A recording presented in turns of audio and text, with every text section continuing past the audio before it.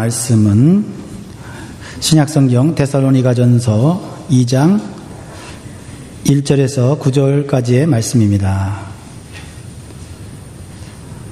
데살로니가전서 2장 1절에서 9절의 말씀입니다.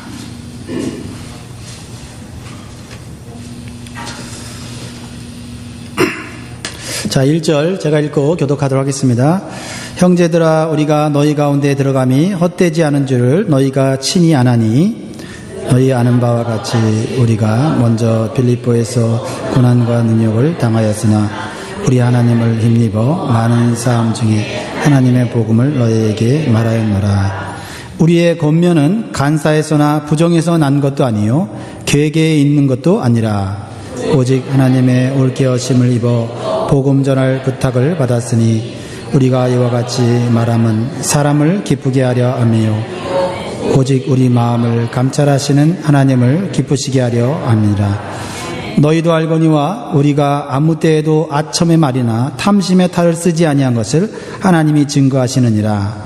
우리가 그리스도의 사도로 능히 존중할 터이나 그러나 너희에게든지 다른 사람에게든지 사람에게는 영광을 굳지 아니하고 오직 우리가 너희 가운데서 유순한 자 되어 유모가 자기 자녀를 기름과 같이 하였으니 우리가 이같이 너희를 사모하여 하나님의 복으로만 아니라 우리 목숨까지 너희에게 주기를 즐겨함은 너희가 우리의 사랑하는 자 됨이니라. 같이 읽겠습니다. 형제들아, 우리의 수고와 애쓴 것을 너희가 기억하리니 너희 아무에게도 누를 끼치지 아니하려고 밤과 낮으로 일하면서 너희에게 하나님의 복음을 전파하였노라. 아멘. 오늘 우리 영광교회 예배 오신 여러분들 환영하고 축복합니다. 오늘 교회 나오기까지 얼마나 많은 어려움과 장애물을 이기고 이 자리에 나오셨습니까? 여러분의 선택이 위대한 선택이 될 줄 믿습니다. 또한 위대한 결과를 낳을 줄 믿습니다. 우리 서로 하나님이 주신 말의 능력을 가지고 옆 사람을 축복합니다. 하나님이 당신과 영원히 함께 계십니다. 우리 축복합니다.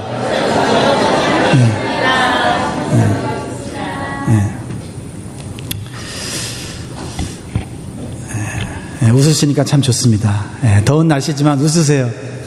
부채를 이렇게 많이 붙이시는 분들도 계시고, 얼마나 오늘 날씨가 더운데 이렇게 하나님 전에 나와서 감사합니다. 하나님이 주시는 은혜로 여러분의 마음이 시원해지기를 원합니다.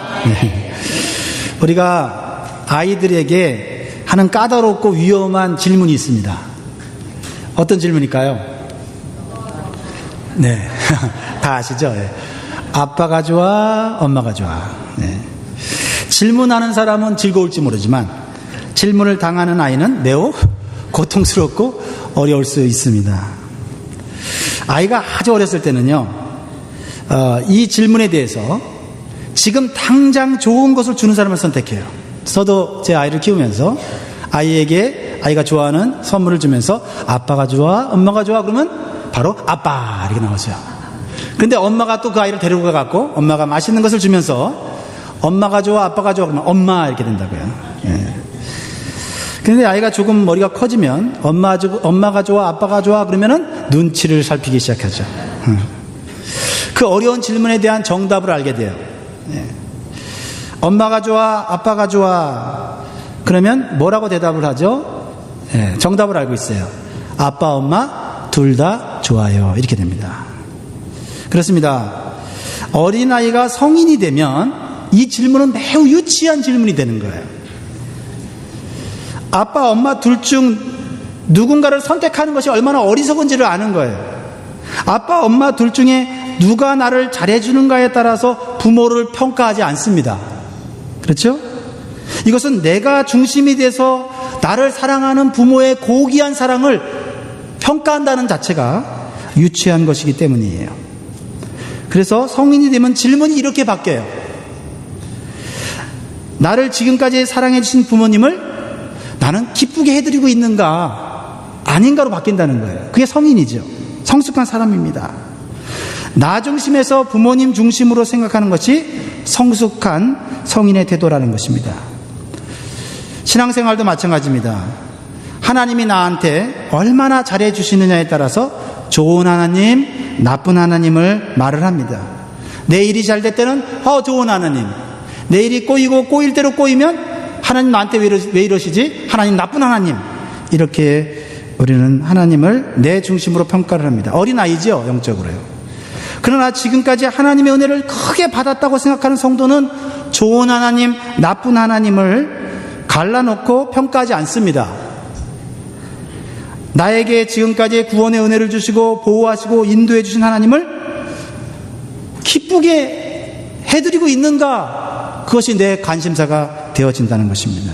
내 중심에서 하나님 중심으로 생각이 바뀌는 것이 자라나는 성도의 모습이다, 이 말이죠.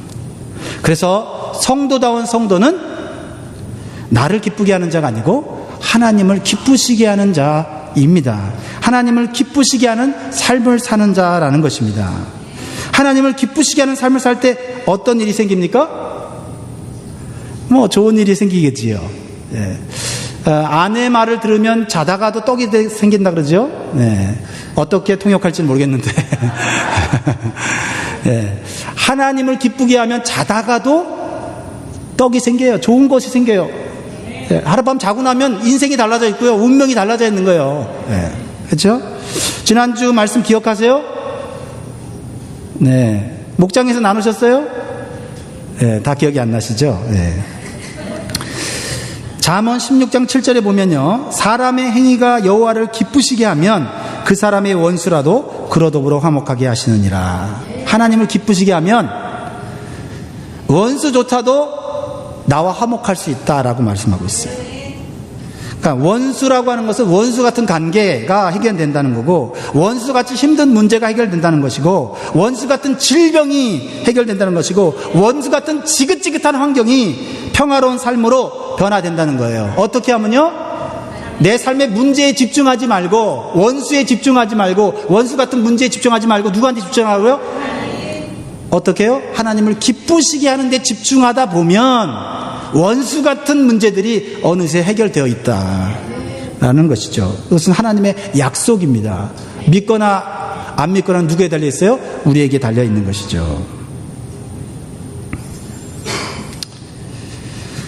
여기 오신 여러분들은 하나님을 믿고 하나님의 축복을 이미 누리고 있습니다.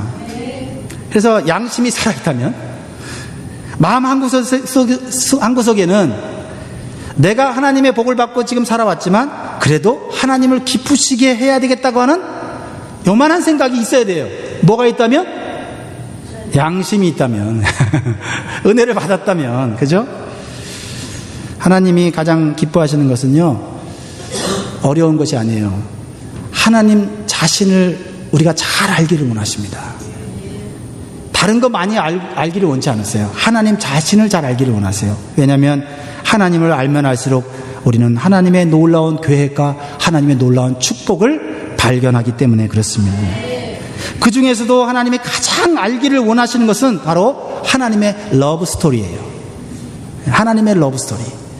여러분, 우리 결혼한 분의 러브 스토리 들으면 재밌지 않습니까? 감동되지 않아요? 어떤 경우엔 눈물 나지 않습니까? 하나님의 러브 스토리는 감동적인 스토리고, 눈물 나는 스토리고, 때때로는 마음이 정말 아픈 스토리예요. 인간을 구원하기 위한 하나님의 러브 스토리. 하나님의 아들, 사랑하는 아들을 희생하면서까지 우리 인간들을 구원하시려고 십자가에서 죽으신 사랑, 그 하나님의 러브 스토리는 우리는 눈물 없이는 들을 수 없고, 감격하지 않고는 우리가 들을 수 없는 이야기입니다. 우리는 이것을 뭐라고 얘기하냐면 복음이라고 얘기합니다. Good news. 여러분, 복음을 받으셨습니까? 복음을 받을 때 여러분 얼마나 감동하셨습니까? 얼마나 눈물을 흘리셨습니까? 오늘 본문 2절에 보면 이 복음을 하나님의 복음이라고 말하고 있어요. 하나님의 복음. 2절 말씀 다시 한번 읽겠습니다. 오늘 2절 말씀을 여러분 잘 배우시고 가시면 좋겠어요. 2절 시작. 너희 아는 바와 같이 우리가 먼저 빌립보에서 고난과 능욕을 당하였으나 우리 하나님을 힘입어 많은 싸움 중에 하나님의 복음을 너희에게 말하였노라. 하나님의 복음, 사람의 복음이 아니라는 거예요. 사람의 말이 아니라는 겁니다. 사람이 만든 이야기가 아니라는 거예요. 하나님께서 직접 계획하시고 인간의 역사 속에서 실행하신 구원의 복된 소식, 일하는 것이에요. 여러분, 이 복음에는 많은 별명이 붙여져 있죠. 한번 아는 대로 얘기해 보세요. 복음에는 어떤 별명이 붙여져 있습니까? 구원의 복음, 에베소서 1장 13절에 나오죠. 또 은혜의 복음, 사도행전 20장 24절. 또 십자가의 복음. 또 뭐가 있습니까? 생명의 복음. 뭐 다 갖다 붙이면 돼요. 좋은 거 다 갖다 붙이면 돼요. 그리스도의 복음이라고 말하죠. 로마서 15장 19절에 보면 예수 그리스도께서 하늘 보좌에서 이 땅에, 낮고처럼 이 땅에 내려오셔서 직접 십자가에서 자신의 목숨을 주시면서 인간의 죄를 대신하여서 비참하게 죽으시고 죄값을 치르신, 그래서 생명과 영생의 길을 열어놓으신 주님의 놀라운 사랑, 그래서 그리스도의 복음이라고도 얘기를 합니다. 예수님은 이 하나님의 복음을 천국 복음이라고 하셨어요. 왜냐하면 이 복음은 이 땅에서만 잘 사는 것이 아니라 천국 가서 영원토록 잘 사는 것임을 말씀하셨기 때문이에요. 그래서 마태복음 9장 35절에 이렇게 말씀하고 있습니다. 같이 한번 읽겠습니다. 시작. 예수께서 모든 성과 촌에 두루 다니사 저희 회당에서 가르치시며 천국 복음을 전파하시며 모든 병과 모든 약한 것을 고치시니라. 할렐루야. 천국 복음 속에는 모든 병과 모든 약한 것을 고치는 능력이 담겨져 있는 줄 믿습니다. 이렇게 복음에 대한 다양한 별명이 붙은 이유는 하나님이 주는 복음의 혜택이 우리가 상상할 수 없을 정도로 많은 혜택이 담겨져 있다는 것입니다. 여러분, 인슈런스를 가지고 있죠. 인슈런스마다 그 베네핏이 다 달라요. 그러나 최고의 인슈런스라고 해도 하나님이 주시는 이 복음의 인슈런스는 그 베네핏이 상상을 초월한다는 것이에요. 여러분, 인슈런스는요, 죽으면 아무 소용이 없어요. 특히 생명, 라이프 인슈런스 같은 경우는 내가 죽었는데 남의 혜택을 받아요. 그게 라이프 인슈런스입니까? 라이프 인슈런스라면 내가 살아야죠. 내가 죽지 말아야죠. 그러나 예수 그리스도의 복음은 true life insurance예요. 죽었어도 다시 삽니다. 병들어서 다시 치유되고요. 하나님의 복음이 주는 혜택은 상상할 수 없어요. 모든 고통과 아픔을 치유하는 만병통치약이고 우리의 삶에 닫힌 모든 문을 여는 마스터 키예요. 그게 복음이라는 거예요. 그래서 이 복음이라는 얘기를 들 때 여러분 가슴이 설레이고 두근거리고 감사와 감격과 눈물이 나와야 돼요. 복음이라는 말을 하도 많이 들으니까 누가 오늘 100불 더 벌었다 그러면 그게 더 부럽고 말이죠. 그렇게 생각하면 안 되겠죠.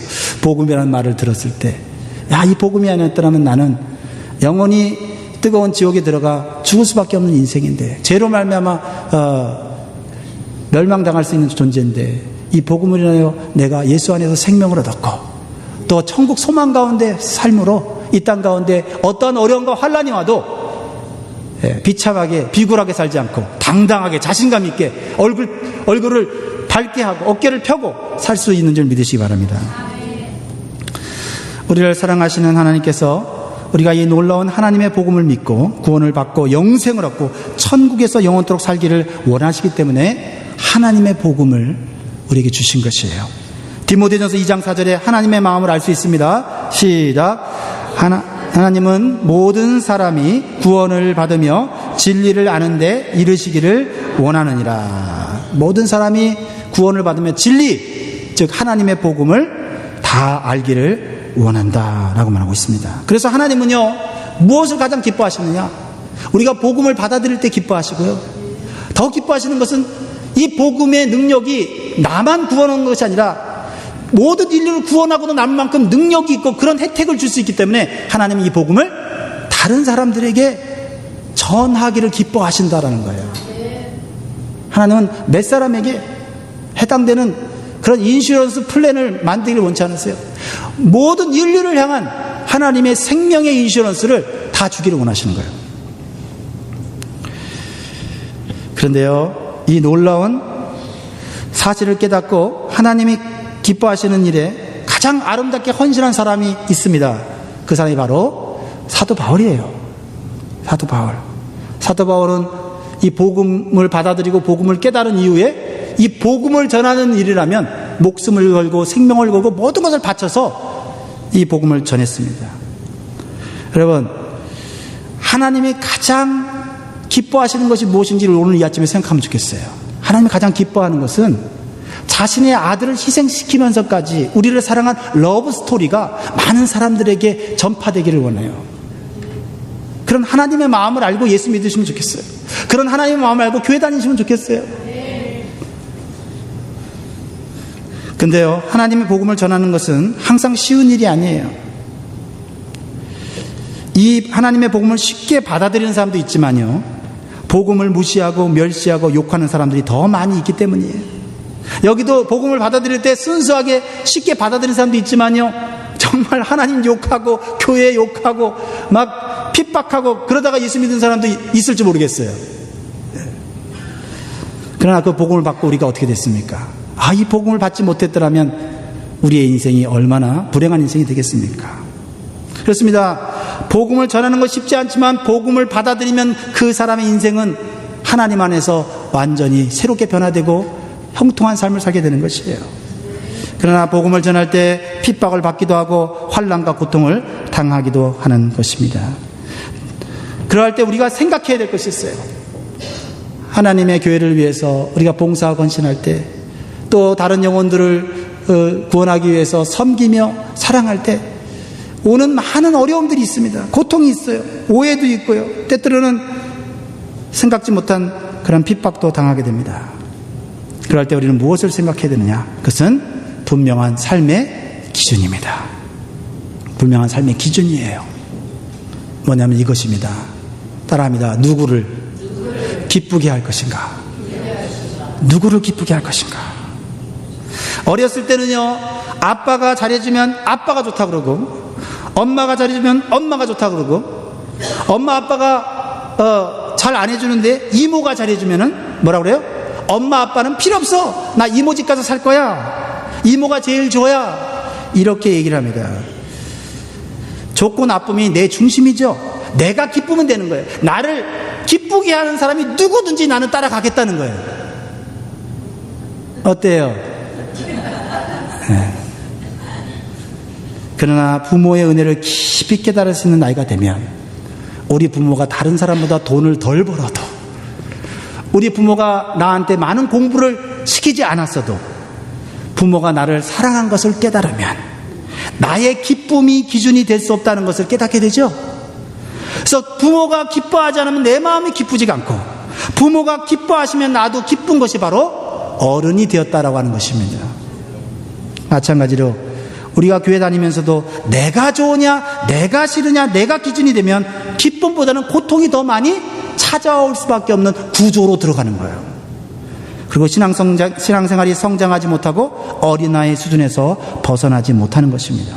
그러나 삶의 기준이 나에게서 하나님께로 옮겨지면 신앙생활의 기쁨과 성장이 몰라보게 달라질 수 있다라는 것입니다. 사도 바울이요, 복음을 전하면서 수많은 핍박과 고난을 겪었습니다. 그러나 끝까지 생명을 다해 하나님의 복음을 전할 수 있었던 것은 이렇게 분명한 삶의 기준이 있었기 때문이에요. 복음을 전하고 바로 열매가 맺히고 교회를 세우고 바로 교회가 부흥하고 성장하면 누가 복음을 못 전하며 누가 교회를 못 섬기겠습니까? 그런데 그러한 기준으로 신앙생활을 하고 그런 기준으로 사역을 하게 될 때 우리는 더 많은 고통과 괴로움 속에서 신앙생활을 할 수밖에 없어요. 그런데 사도 바울은 내게 고난이 오냐 핍박이 오냐 환난이 오냐 오해와 억울한 일이 생기냐 그게 기준이 아니었고 누구를 기쁘시게 하느냐가 기준이었다는 거예요. 4절 말씀 가지겠습니다. 4절 시작. 오직 하나님의 옳게 여심을 입어 복음 전할 부탁을 받았으니 우리가 이와 같이 말함은 사람을 기쁘게 하려 하며 오직 우리 마음을 감찰하시는 하나님을 기쁘시게 하려 함이라. 할렐루야. 사도 바울이 환난과 핍박 중에서도 성공적인 복음 전도와 수많은 교회를 세우게 된 것은 사람을 기쁘게 하려는 것에 기준을 두지 않고 하나님을 기쁘시게 하는 데 기준을 두었다고 하는 것입니다. 하나님의 일을 할 때 이것이 나에게 힘든 일이냐, 쉬운 일이냐, 어려운 일이냐, 좋은 일이냐가 기준으로 삼으면 하나님을 기쁘시게 할 수 없어요. 또한 하나님으로부터 오는 능력과 지혜를 얻을 수도 없어요. 그러나 사도 바울은 빌립보에서 있었던 이야기를 간증으로 지금 데살로니가 교회 성도들에게 하고 있어요. 어떤 간증을 하고 있습니까? 예수의 이름으로 선한 일을 했어요. 즉 귀신 들려서 인생이 망가진 여인을 해방시켜줬어요. 그런데요, 선한 일을 하고 오해를 받습니다. 악한 사람들에 의해 붙잡혀서 많은 사람들이 보는 앞에서 부끄럽게 옷벗김을 당해요. 그것도 큰 광장이었어요. 마켓플레이스였어요. 그리고 매를 맞고 재판도 받지 못하고 발에 착고가 채워져서 어둡고 습한 빌립보 감옥에 갇히게 되었습니다. 도저히 이해가 되지 않는 상황이에요. 도저히 기뻐할 수 없는 상황이에요. 사도 바울도 처음에는 매 맞은 것이 너무 아프고 고통스럽고 억울해서 견딜 수가 없었어요. 내가 하나님을 위해 선한 일을 하다가 왜 이런 고통을 당해야 되는지, 이런 억울한 일을 당해야 되는지 이해할 수가 없었습니다. 그런데요, 밤쯤 되었습니다. 그런데 사도 바울과 함께한 실라가 이상한 행동을 해요. 미친 것 같아요. 너무 억울한 일을 당하면 미치잖아요. 네. 사도행전 16장 25절 말씀 읽겠습니다. 25절 시작. 밤중쯤 되어 바울과 실라가 기도하고 하나님을 찬미하며 죄수들이 듣더라. 아멘. 감옥에 있는 죄수들이 들었어요. 아, 저 사람들이 드디어 미쳤구나. 하도 억울하게 매를 맞고 감옥에 들어오더니 저들이 노래를 부르고 있네. 저렇게 아파서 피를 흘리고 고통받고 있는데 노래가 나오나? 사도 바울과 실라는 하나님의 일을 하다가 억울하게 매 맞고 고통 속에 있었지만은 기도하기로 했습니다. 왜 이런 일이 나에게 일어났는가? 그런데요, 기도가 맞춰지자 그들의 얼굴에는 의심의 구름이 사라지기 시작했어요. 그리고 찬송을 하기 시작했습니다. 어떤 하나님을요? 억울한 일 당할 때 도와주지도 않았던 하나님께 찬양하고 있습니다. 감옥에 들어갈 때 제발 감옥에 들어가지 말게 해달라고 기도했는데 감옥에 들어가는 걸 막아주지 않았던 하나님께 찬송하고 있다는 거예요. 여기서 찬송은요, 오늘과 같은 CCM이 아닙니다. 오직 하나님을 찬양하고 감사하는 노래가 힘이에요. 힘. 하나님을 감사하고 찬송하고 기뻐하고 있다는 거예요. 바로 감옥의 고통 속에서도 하나님을 기쁘시게 하는 믿음의 행위를 하고 있었다는 것이에요. 이것이 가능하다는 것입니다. 그런데요, 하나님께서 그때부터 일하기 시작하셨어요. 발에 묶인 착고가 풀리고 감옥문이 열리고요, 간수가 자살하려고 하는데 바울이 와서 권면하고 복음을 전하니까 예수님을 믿습니다. 집에 데려다가 아픈 상처를 싸매주고 온 가족이 모여서 살아계신 예수 그리스도를 믿고 구원 얻습니다. 그래서 유명한 말씀을 하죠. 주 예수를 믿으라. 그리하면 너와 내 집이 구원을 얻으리라. 그 복음의 메시지를 전할 수 있었던 것은 억울함과 고통과 아픔을 기도로 찬송으로 이겨냈기 때문이에요. 하나님을 기쁘시게 했기 때문입니다.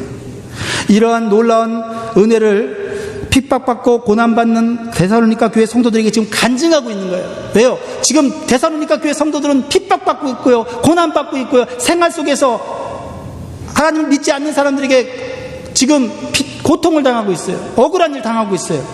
그런데요, 사도 바울이 나도 그렇게 억울하고 고통스러운 일을 당했다. 그러나 그 상황 속에서 하나님의 복음을 붙잡고 하나님을 기쁘시게 하는 일을 해라. 하나님이 해결해 주실 것이다 말씀하고 있는 거죠. 다시 한번 읽을까요? 데살로니가전서 2장 2절 시작. 너희 아는 바와 같이 우리가 먼저 빌립보에서 고난과 능력을 당하였으나 우리 하나님을 힘입어 많은 싸움 중에 하나님의 복음을 너희에게 말하였노라. 아멘. 하나님의 복음을 붙잡고 승리하는 것이 성도의 능력이요 지혜라는 거예요. 다른 것이 아닙니다. 하나님의 복음의 말씀 붙잡고 일어서야 돼요. 다른 것은 못 일어납니다. 너희들이 데살로니가 교회를 세우고 복음을 전하는 것이 쉬운 일이 아니지만 하나님이 기뻐하라는 거예요. 힘든 일 바라보면서 그 힘든 일이 해결되기를 기다리지 말고 하나님을 기쁘게 하는 복음 전환 일을 하다 보면 하나님이 다른 모든 것들을 해결해 주신다 이 말이에요. 그리고 복음을 전할 때 사람들이 싫어할지 모르지만 하나님의 복음은 모든 사람에게 놀랍고 다양한 혜택을 주는 하나님의 선물이라는 거예요. 그래서 전하고 알려야 한다는 것입니다. 그래서 지금 핍박과 고난 때문에 하나님을 믿을까 말까 하는 생각을 하고 앉아 있을 것이 아니라 지금 나의 생활은 하나님을 기쁘게 하고 있는가 아닌가를 생각하면서 신앙생활을 해야 한다 이 말이에요. 그럼 문제에 집중하지 마시고요. 하나님을 기쁘게 하고 있는가 안 하고 있는가 거기에 여러분 마음을 쏟으셔야 돼요. 그래야 여러분이 원하는 문제를 해결할 뿐만 아니라 더 좋은 미래를 하나님 열어주시는 것이에요. 우리가요 진실한 성도라면 때때로 이런 고민을 할 때가 있어요.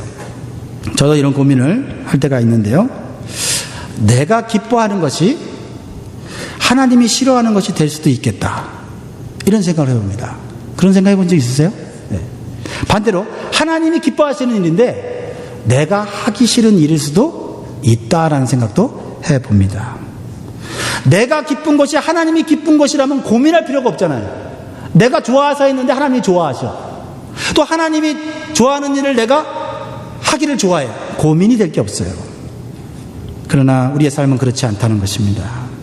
사도 바울은 분명히 깨달았어요. 나를 기쁘게 하는 것보다, 사람을 기쁘게 하는 것보다 하나님을 기쁘게 하는 것이 더 좋은 결과를 만든다는 것을 체험과 지식을 통해 우리에게 가르쳐주고 있는 거예요. 실수하지 말라고, 실패하지 말라고요. 사랑하는 성도 여러분, 고민하시기 바랍니다. 나는 누구를 기쁘게 하면서 신앙생활을 하고 있는지, 그리고 믿음으로 하나님을 기쁘시게 하는 것이 좋은 결과를 만든다면 내가 해야 될 일은 무엇인지. 마지막으로 사도 바울은 사람을 기쁘게 하면 당하지 않을 고난을 하나님을 기쁘시게 하려고 당하고 있다라는 것이에요. 사람을 기쁘게 하랴 하나님을 기쁘게 하랴, 내가 고난을 당해도 하나님을 기쁘시게 하는 걸 선택하겠다고 믿음의 의지를 보여주고 있단 말이에요. 그런데요, 그런 의지만으로, 결단만으로 그 고난을 이길 수가 있을까요? 없습니다. 그것은 하나님을 힘입어 모든 고난과 능력을 이겨냈다고 고백하고 있어요. 하나님을 기쁘시게 하고자 하는 의지와 결단이 먼저 있었고, 그 다음에 하나님을 힘입어서 모든 고난과 핍박을 이기겠다고 말씀하고 있고 이겼다고 말하고 있어요. 2절 말씀 다시 읽어보세요. 여러분 어떤 말씀에 집중해야 될까요? 시작. 너희 아는 바와 같이 우리가 먼저 빌립보에서 고난과 능력을 당하였으나 우리 하나님을 힘입어 많은 싸움 중에 하나님의 복음을 너희에게 말하였노라. 우리 하나님을 힘입어. 여러분 좋은 마음 가지고 있다고 문제가 해결되는 게 아니에요. 결단한다고 그게 되어지는 게 아닙니다. 하나님이 기뻐하시는 결단을 할 필요가 있어요. 그러나 그 결단을 이길 수 있는, 실행할 수 있는 힘도 하나님으로부터 빌려와야 한다는 거예요. 하나님부터 빌려와야 돼. 근데 하나님은요, 자신의 힘을 빌려가고 뺏어가는 것을 너무 좋아하세요. 자신을 의지해서 자신의 힘을 이용하는 사람들을 기뻐하세요. 왜요? 하나님은 힘이 남아 돌아요. 힘이 남아 돌아요. 우리가 하나님의 힘을 사용하는 것을 기뻐하신다는 걸 기억하세요. 하나님, 이제는 하나님 도움 없이 제가 하나님 은혜 갚을게요. 두고 보세요. 하나님 기뻐하지 않습니다. 왜요? 우리의 힘으로 하나님 기쁘게 할 수 없다는 거 아시니까 하나님을 기쁘시게 했다는 마음도 하나님 기뻐하시지만, 그러면 하나님 기쁘게 할 수 있도록 힘과 능력과 지혜 주세요. 그래서 하나님을 기쁘시게 하고 난 다음에 우리가 내 자랑 안 하고 하나님 자랑하기를 원하시는 거예요. 하나님은요, 때때로 우리에게 닥친 고난을 바로 없애주시지 않습니다. 억울하게 고통을 당할 때 잠시 내버려 두십니다. 그 대신에 고난을 이길 수 있는 힘과 용기와 지혜는 주십니다. 근데 우리는 하나님 이 문제를 해결해 주시면 하나님 열심히 믿겠습니다. 그게 아니고 이 문제가 해결되지 않는 동안에도 하나님 견딜 수 있게 하시고 감당할 수 있게 도와주시고 끝까지 하나님 붙잡고 승리하게 해주세요. 하나님께 기뻐하신다는 거예요. 그래서 사도 바울이 빌립보 감옥에서 이해할 수 없는 고난과 능욕을 당할 때 고통의 기도를 드린 이유가 여기 있는 거예요. 이 모든 고난의 상황을 이해할 수 있는 믿음과 힘을 달라고 엎드려 기도한 것입니다. 그러자 여전히 감옥 속이었지만, 여전히 아직 상처가 아물지 않고 피가 흐르고 있었지만은 하나님을 찬송하며 하나님을 기쁘시게 하는 행위를 그 가운데서도 할 수 있었다라는 것입니다. 이것이 하나님을 힘든 자에게 주시는 하나님의 능력이에요. 사랑하는 성도 여러분, 우리가 이해할 수 없는 고통 속에 있을 때 있습니다. 그럴 때 낙심하고 주저앉아 있을 것이 아니라 바울처럼 기도의 자리에 나와 하나님 이해할 수 없습니다. 하나님 나에게 이런 고통이 왜 오는지 모릅니다. 그러나 하나님 왜 오는지 모르지만 이길 수 있는 힘은 나에게 주십시오 라고 기도할 필요가 있다는 것입니다. 그것이 하나님을 힘 있는 믿음의 행위라는 것이에요. 사랑하는 성도 여러분, 이제부터 우리가 고민해야 할 것은 아빠 좋아? 엄마가 좋아? 이러한 질문이 아니듯이 교회 생활이 나에게 즐거우냐 아니냐가 아니라 내가 하나님을 기쁘시게 하고 있느냐 아니냐가 돼야 된다는 거예요.